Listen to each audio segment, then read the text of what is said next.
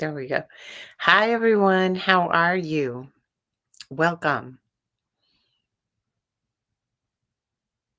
I'd love for some folks to join me. If you notice that I'm going live, please hop on with me. I'd love to listen to your comments, but I wanted to hop on and do a live because I see a lot of people really grappling with questions about the white people's biological emotional need for white supremacy and what we can do at this time to counter that as fellow white people.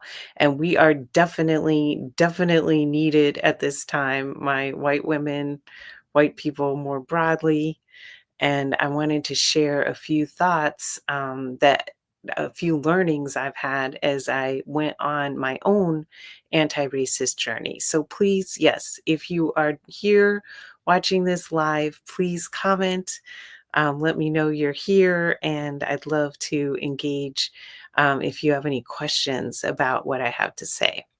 And I'll start with, when I first became cognizant of how terrible racism is, how it is literally killing people, and how, um, all the effort that we expend in nonprofits, government programs, et cetera, that are designed to make our society better, unless and until we address racism, those efforts are largely fruitless because racism is the underlying problem to so many other problems in our society. So when I first came to this realization, I thought that the answer was okay, I now need to become the cool white woman. I need to, um, you know, uh, become engaged in movement space and be the trusted white woman in movement space. And I need to distance myself from other white people and closer to women of color, spend more time, develop a lot of friendships across difference, etc. And I did those things, and I'm very grateful for the wonderful people who opened their hearts to me and who've become my lifelong friends and comrades in the struggle and all of that. Um, and I realized that this was not really my work as a white person. Malcolm X told us not to do this. Malcolm X was like, do not become the cool white person. Go collect your cousins. And so as I began doing that work, I realized I had such an aversion to my cousins. Like I was so um ashamed really of white people, of I didn't want to associate with other white people. And so many of my mentors told me, Karen, you really need to understand why your ancestors left Europe. If you were clearer on that, you would understand the behavior of white people today. You would understand yourself more. And I was very resistant to that idea. I was like, my ancestors are the oppressor. I don't want to learn anything about my ancestors. But when so many people who you love and respect and who are very, very knowledgeable start telling you the same thing, that should give you an indication that perhaps you should listen, right? So my own little hard head, I finally was like, okay, you know what? I am going to study why my ancestors left Europe and even feel like a connection to my ancestors that I had not felt. And when I started to do that, and I realized so many things that the origin of white supremacy in this country today began hundreds of years ago in Europe when white people were doing terrible things to other white people, fighting tooth and nail over pieces of land, um, declaring women to be witches, publicly humiliating women, particularly women who were older, women who defied the social order, etc., were subjected to tremendous public humiliation, torture, and public executions that the entire community would come out and see, and applaud this woman being harmed in this way so publicly. Um, and so when I started to study that and then thought about, okay, 1619 that Nicole Hannah Jones taught us about is the real beginnings of the United States, not 1776, when the first ship of enslaved Africans came to Jamestown, when white colonizers kidnapped and brought enslaved Africans to Jamestown. And we did a deep dive into that, but we didn't really talk about the other ship that arrived a couple months later, which was the Tobacco Brides. These were white women who came from Europe, um, paid for by tobacco, and they wanted to get out of Europe because being a woman in England at that time was extremely, extremely difficult. So they were willing to come to this country and do kind of like a round of speed dating and decide which colonizer they wanted to marry. Because and the men wanted them here because they wanted to make the plantation an intergenerational enterprise. And when I review all of this history, I start to understand the mentality, the underlying biological need, the emotional need that white people have around white supremacy is really, it is a trauma response, right? We,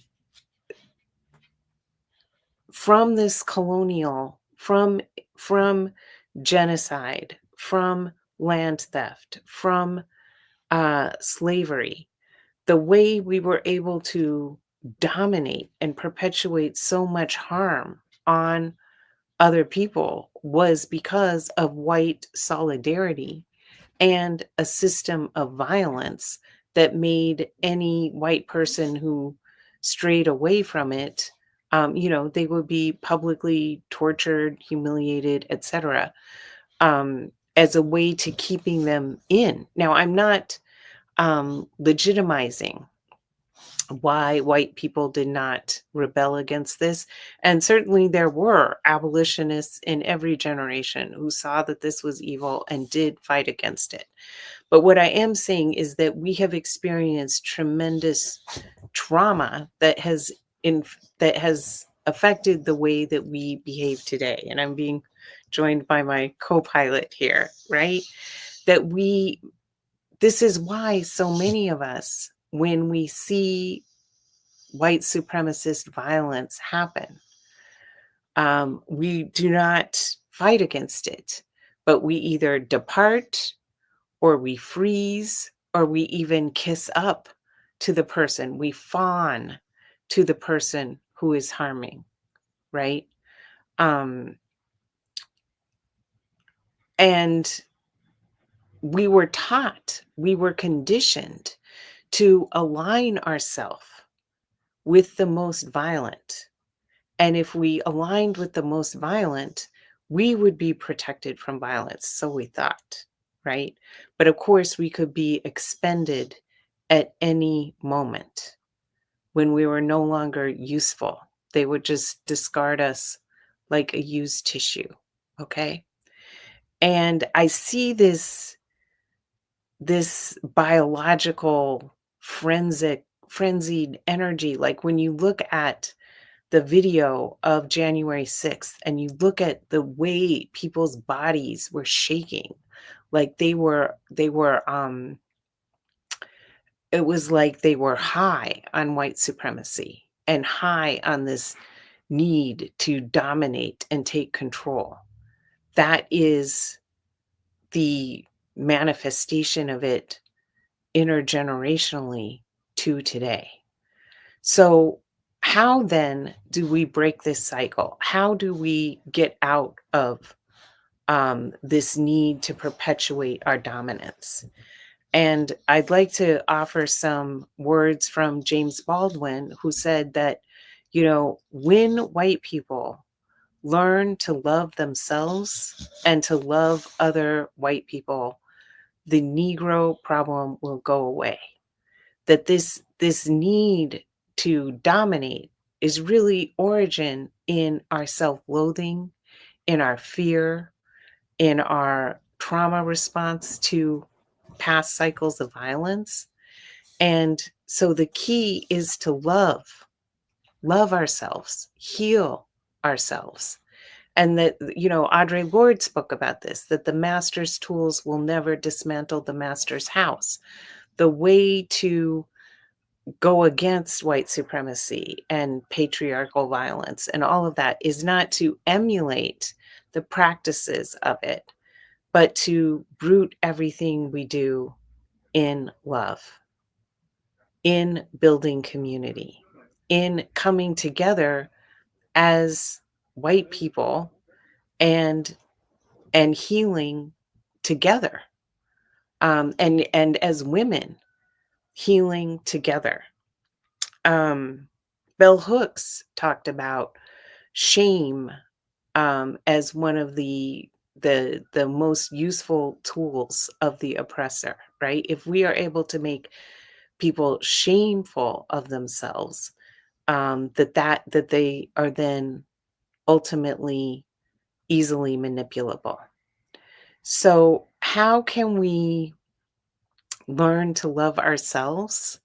I think it's about coming together in community, sharing our stories, studying our white anti-racist ancestors, of whom there are many. There are some, and I'll post a really amazing video I just saw about white women, in particular, white anti-racist women ancestors. That was just fantastic. I knew some of them, but I did not know many of them.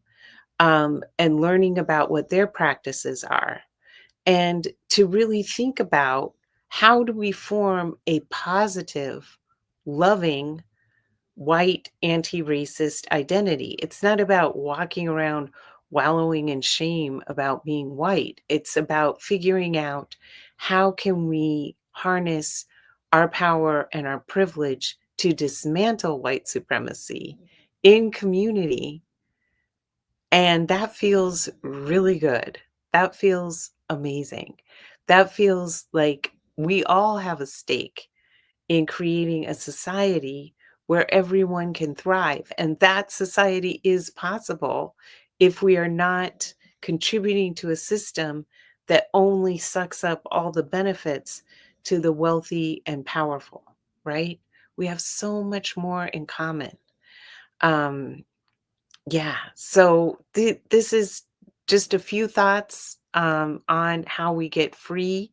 I would love if you want to be part of a community where we talk about this all the time, where we work on this in community. I am the founder of the Interracial Sisterhood Coalition.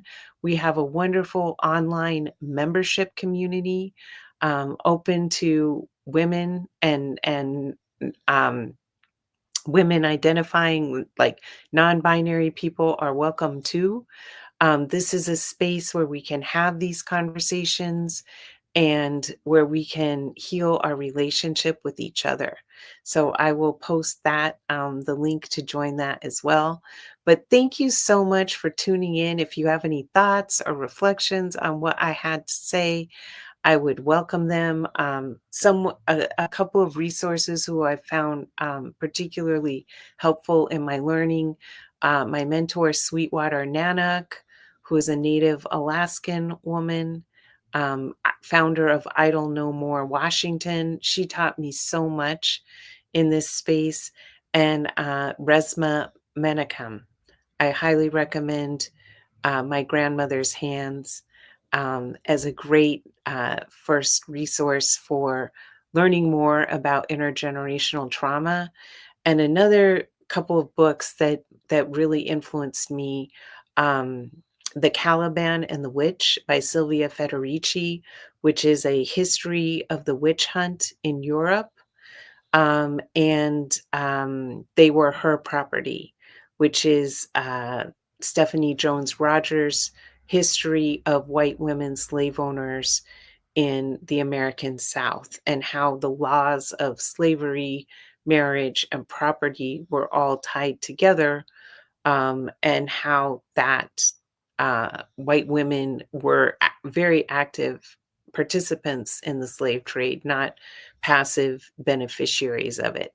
But I think when you read all of these books, it starts to become clearer, the intergenerational trauma, the legal structures, everything that is still that set the conditions for our behavior today. So thanks so much for watching. I want to take up too much time. I see there's 4 people on here right now. If you have any questions, you can put it in the comments. Let me see if anybody put any comments in here. I don't see any comments in here. But thank you for tuning in, and if you have comments, please leave them below. Okay. Thank you so much. Bye.